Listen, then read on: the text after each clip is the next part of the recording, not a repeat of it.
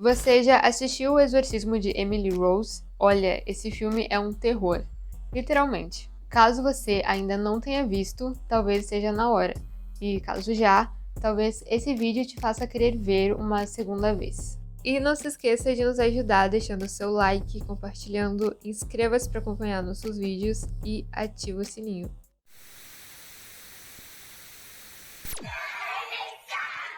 Em 2005 é lançado o filme O Exorcismo de Emily Rose. Um longa estadunidense dirigido por Scott Derrickson, e o filme nos conta a história de Emily, baseado em um caso real. Emily Rose é uma jovem estudante e católica praticante, interpretada por Jennifer Carpenter. Talvez vocês a conheçam de As Branquelas, mas não se deixe enganar, nesse filme ela está absolutamente aterrorizante. E como eu disse, ela interpreta Anneliese Michel, uma jovem alemã que acabou passando por várias sessões de exorcismo. Mas mais pra frente falamos disso. Esse filme nos mostra uma visão jurídica do caso, no qual nós assistimos o julgamento do sacerdote Richard Moore, que foi responsável pelos tais exorcismos, o que teria levado ou ajudado a levar Emily a óbito. Entre cenas do julgamento e os acontecimentos que ocorrem entre um momento e outro, também nos é mostrado flashbacks do processo de possessão de Emily Rose. Se por acaso você curte o gênero e ainda não assistiu, vale a pena dar uma conferida. Como o longa é de terror, se torna meio óbvio que seu objetivo é impressionar, ainda mais sendo pautado em um caso real. Em um primeiro momento, Emily aparece comemorando a sua bolsa de estudos enquanto sua mãe entra no quarto. E apesar de ser uma personagem apagada no decorrer da história, ela se mostra não muito feliz com a notícia. E daqui pra frente é só ladeira abaixo. Emily tem visões, ouve vozes, se contorce toda, se joga no chão e tudo mais. Bom, dissemos antes que o filme é feito para impressionar e não para tratar de fatos. Então nos é apresentada como a advogada de defesa do padre Erin Brunner, que é apresentada como uma agnóstica, ou seja, uma pessoa que não acredita e nem deixa de acreditar. No entanto, conforme a história avança, certos eventos acabam rapidamente mudando a sua percepção da realidade, fazendo assim com que ela busque com todas as forças ajudar o padre, já que agora não se trata apenas de sua função, mas de sua convicção na inocência do padre. Assim como a advogada, também é incluído na história um médico solicitado pelo padre que estaria presente durante os exorcismos, obviamente para afirmar a veracidade do ocorrido, mas acho que nem preciso dizer que esse médico não existe na história real. Doctor. Mais uma vez, o objetivo do filme é te dar medo, te convencendo de que tudo aquilo é real. Tanto é que, apesar de serem apresentados vários argumentos que justificam o comportamento de Emily no filme, o que importa não é isso. O que importa é a história de Emily. História essa que Moore está mais interessado em poder contar colocando Emily como mártir de sua própria causa do que de fato se preocupar com sua própria liberdade. Mas não nos leve a mal, esse é um ótimo filme. Um terror que cumpre seu papel sem apelar para jumpscares. A atriz Jennifer Carpenter aqui surge transformada, transtornada, com uma atuação assustadora e que convence. Muitas vezes tendo o holofote focado mais em si do que de fato no que está acontecendo no julgamento. Muito bem, agora pulando para 2006, a estreia de um filme que com certeza não recebeu tanta propaganda. Ao menos não aqui no Brasil. Requiem, dirigido pelo alemão Hans Christian Schmidt, e em seu próprio título já nos deixa bem claro que o foco do seu filme é outro. E sim, ele é pautado na mesma história que inspirou o filme O Exorcismo de Emily Rose. Enquanto um tem como prévia o exorcismo, o outro nos diz de um requiem, que no caso é uma missa dedicada ao repouso das almas. Claramente aqui o objetivo é outro. Acompanhando Micaela, que no caso é a Emily do filme, nós conhecemos uma história muito mais focada na vida da protagonista. E sendo assim, também conhecemos a sua relação familiar e com seus amigos. O filme também não foca nos ataques da garota, mas sim como isso teria surgido com o tempo. Ou seja, o filme é muito mais voltado para um drama do que para um terror. E tenha isso em mente caso você resolva assisti-lo. Aqui a mãe, que é completamente apagada no filme citado antes, surge surge como uma mulher fria, distante, autoritária e vigorosamente católica, que é incapaz de prover qualquer manifestação de carinho com a sua filha. Em contrapartida, conhecemos um pai que está sempre tentando apoiá-la e ajudá-la como pode. Micaela, como a mãe e também o resto da família, é muito religiosa, e ao iniciar a sua vida acadêmica, passa a ter novas experiências, conhecendo uma realidade completamente diferente. No entanto, ao voltar para casa é recebida de uma forma horrível pela mãe, que como de costume é fria e a repreende pela escolha feita, dando-lhe um terço para que Deus possa cuidar dela.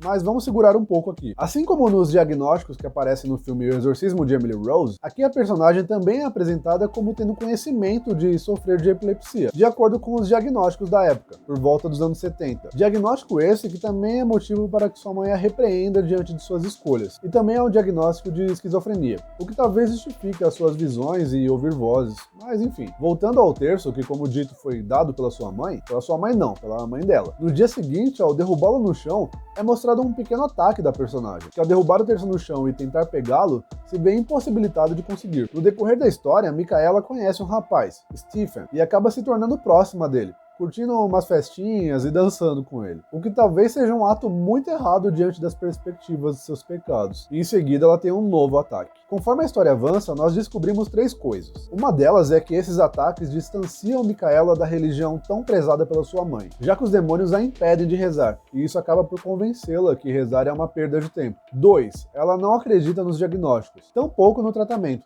afirmando categoricamente que os médicos são incapazes de curá-la, o que possibilita tanto um certo desleixo quanto ao uso dos medicamentos, quanto o reforçamento da ideia de possessão, já que aparentemente estar possuído é algo melhor do que esse estar doente, já que estando possuída, o problema vem de fora, tornando assim a personagem uma espécie de mártir. E falando em mártir, 3. Ela demonstra uma certa fixação na história da Santa Catarina de Siena, uma santa que teve suas primeiras visões aos 6 anos e faleceu de derrame aos 33 anos, tendo sua vida devotada a Cristo, passando por longas abstinências. A protagonista passa a buscar alguém que confirme que o que ela passa, de certa forma, tem a ver com tentações. No entanto, quanto mais os outros afirmam que ela deveria buscar médicos e psicanalistas, mas ela se revolta por temer e ter vergonha de ter qualquer tipo de patologia. Então, em uma reunião de Natal com a família, ao presentear a sua mãe com uma bolsa de couro e receber o que parece ser algum tipo de agradecimento, finalmente,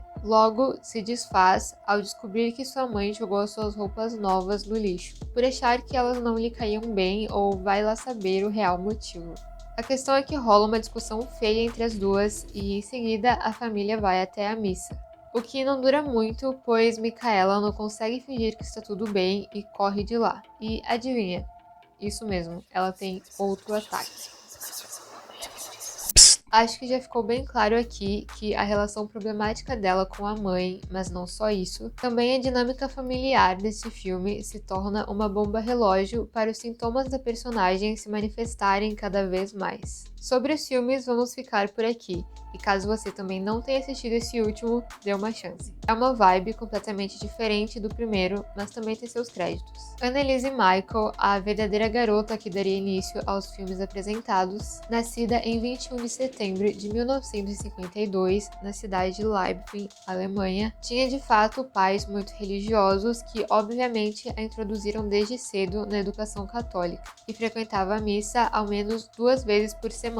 É dito que Anna, mãe de Anneliese, havia tido uma filha ilegítima que morreu aos 8 anos, em decorrência de uma cirurgia para a retirada de um tumor. Como o local no qual morava a fé católica era muito forte, ela foi obrigada a casar com o véu preto, devido à vergonha que causou à família. Em decorrência disso, Anneliese cresceu achando que deveria pagar penitências, compensando assim os pecados da mãe.